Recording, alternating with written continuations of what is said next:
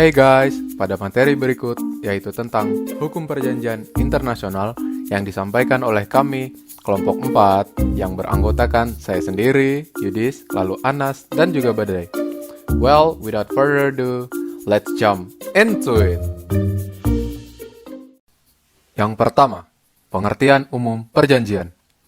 Berdasarkan pasal 1 ayat 3 Undang-Undang Nomor 37 Tahun 1999 tentang hubungan luar negeri, yaitu perjanjian internasional adalah perjanjian dalam bentuk dan sebutan apapun yang diatur oleh hukum internasional dan dibuat secara tertulis oleh pemerintah Republik Indonesia dengan satu atau lebih negara, organisasi internasional atau subjek hukum internasional lainnya, serta menimbulkan hak dan kewajiban pada pemerintah Republik Indonesia yang bersifat hukum publik.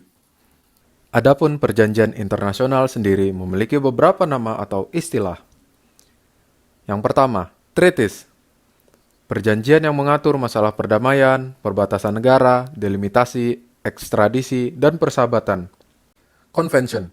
Konvensi digunakan untuk perjanjian-perjanjian multilateral yang beranggotakan banyak negara pihak. Charter. Istilah charter umumnya digunakan untuk perangkat internasional seperti dalam pembentukan suatu organisasi internasional. Agreement. Persetujuan digunakan pada perjanjian yang mengatur materi kerjasama di bidang ekonomi, kebudayaan, teknik, dan ilmu pengetahuan. Protokol. Digunakan untuk perjanjian internasional yang materinya lebih sempit dibanding treaty atau convention. Declaration. Merupakan suatu perjanjian yang berisikan ketentuan-ketentuan umum di mana pihak tersebut berjanji untuk melakukan kebijaksanaan tertentu di masa yang akan datang. Final Act. Suatu dokumen yang berisikan ringkasan laporan sidang dari suatu konferensi. Agreed Minutes and Summary Records, yaitu catatan mengenai hasil perundingan yang telah disepakati oleh pihak-pihak dalam perjanjian. Memorandum of Understanding, perjanjian yang mengatur pelaksanaan teknis operasional suatu perjanjian induk. Arrangement, suatu perjanjian yang mengatur pelaksanaan teknik operasional suatu perjanjian induk. Exchange of Notes, perjanjian yang mempertukarkan dua dokumen yang ditandatangani oleh kedua belah pihak pada masing-masing dokumen. Process verbal. Istilah ini digunakan untuk mencatat pertukaran atau penyimpanan piagam pengesahan atau untuk mencatat kesepakatan hal-hal yang bersifat teknik, administratif, atau perubahan-perubahan kecil dalam suatu persetujuan. Modus vivendi. Perjanjian yang bersifat sementara dengan maksud akan diganti dengan pengaturan yang tetap dan terperinci.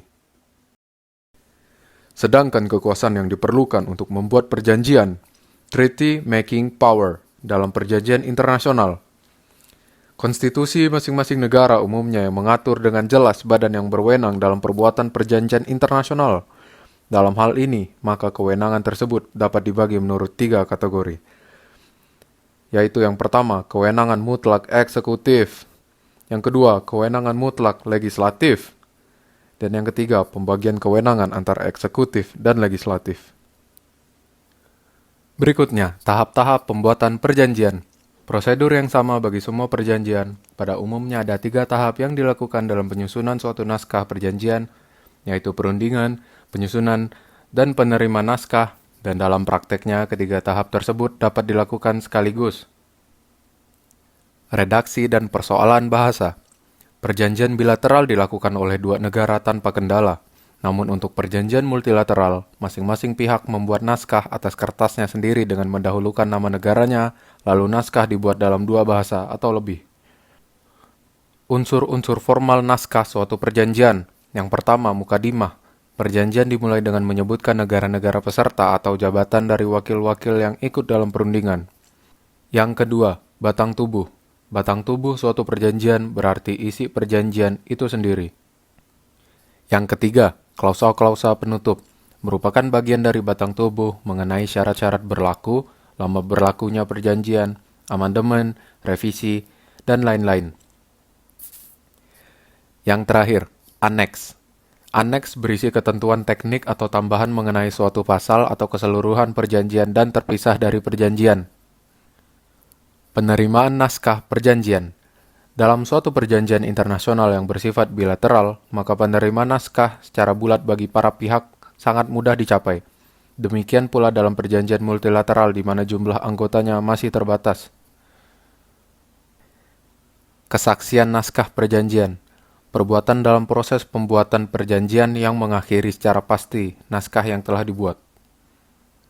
Kekuasaan untuk menandatangani perjanjian, dalam arti mengikatkan diri terhadap perjanjian tersebut, hanya dapat dilakukan oleh utusan yang mempunyai surat kuasa atau full powers untuk melakukan perbuatan tersebut. Cara-cara khusus untuk perjanjian multilateral dapat dibagi dua, yaitu pembuatan perjanjian-perjanjian multilateral dalam kerangka suatu konferensi internasional atau dalam kerangka suatu organisasi-organisasi internasional.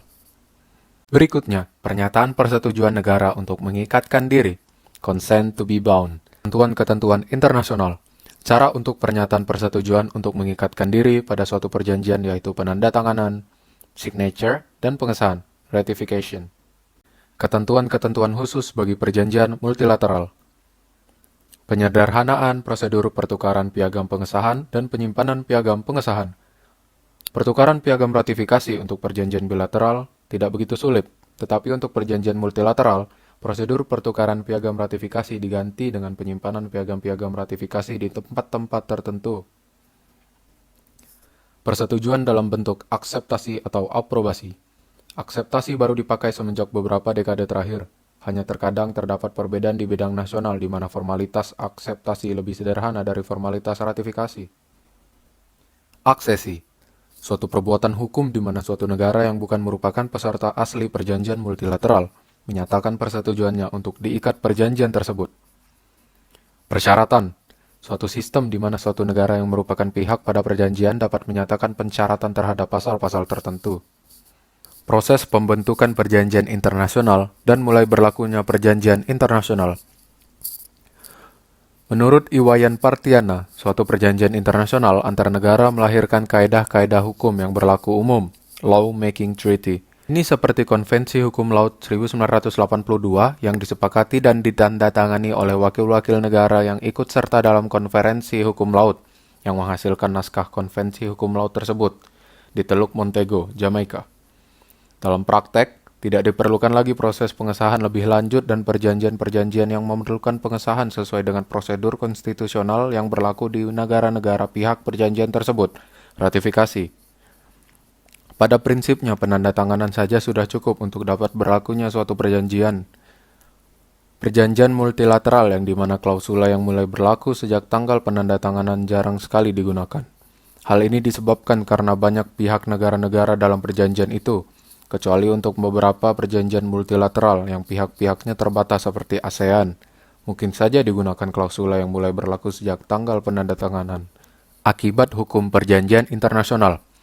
Dalam hukum internasional dikenal dua teori, yaitu adoption dan incorporation.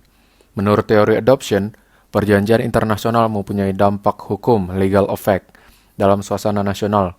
Sementara itu, menurut teori incorporation, perjanjian internasional itu lebih dahulu harus diinkorporasikan ke dalam hukum nasional, baru dapat diterapkan dan menjadi hukum nasional. Akibat hukum perjanjian internasional. Yang pertama, bagi negara pihak, pelaksanaan perjanjian itu dilakukan oleh organ-organ negara yang harus mengambil tindakan yang diperlukan untuk menjamin pelaksanaannya. Yang kedua, bagi negara lain, perjanjian internasional dapat menimbulkan akibat bagi pihak ketiga atas persetujuan mereka, dapat memberikan hak kepada negara-negara ketiga atau mempunyai akibat pada negara ketiga tanpa persetujuan negara tersebut. Batal dan berakhirnya perjanjian internasional. Mokhtar Kusuma Atmaja menyatakan secara umum suatu perjanjian internasional bisa punah atau berakhir karena sebab di bawah ini. Yang pertama, karena telah tercapai tujuan daripada perjanjian itu. Yang kedua, karena habis berlakunya waktu perjanjian itu.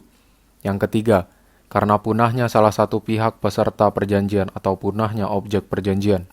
Yang keempat, karena ada persetujuan peserta-peserta tersebut untuk mengakhiri perjanjian itu. Yang kelima, karena diadakan perjanjian antara para peserta kemudian meniadakan perjanjian yang terdahulu. Yang keenam, karena dipenuhi syarat-syarat tentang pengakhiran perjanjian sesuai dengan ketentuan-ketentuan perjanjian itu sendiri. Yang ketujuh, diakhirinya perjanjian secara sepihak oleh salah satu peserta dan diterimanya pengakhiran itu oleh pihak lain. Terlihat dari pendapat umum Mokhtar Kusuma Atmaja, bahwa berakhirnya perjanjian itu dalam banyak hal diatur oleh peserta perjanjian dalam perjanjian itu sendiri berupa ketentuan-ketentuan yang disepakati kedua belah pihak dan mengikat mereka. Praktik pembuatan dan ratifikasi perjanjian internasional di Indonesia.